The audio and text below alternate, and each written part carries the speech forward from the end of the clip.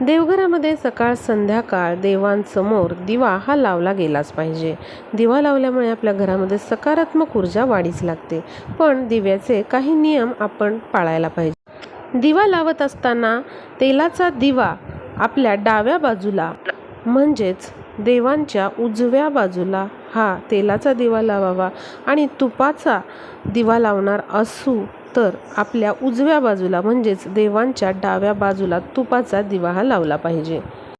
दिवा लावत असताना कधीच दिवा जमिनीवरती मोकळा ठेवू नये, तर दिव्याखाली एक स्टीलची नाहीतर कोणत्याही धातूची डिश घ्या, त्यावरती तांदूळ ठेवा, हळद कुंकू वाहा आणि त्यावरती दिवा आपल्याला ठेवायचा आहे. म्हणजेच दिव्याला आपल्याला आसन द्यायचं आहे. त्याचबरोबर दिव्याची वात कधीच दक्षिणेला करायची नाही. दिव्याची वात ही शक्यतो ब्रह्मांडाकडे असावी असा दिवा आपल्याला देवघरामध्ये ठेवायचा आहे.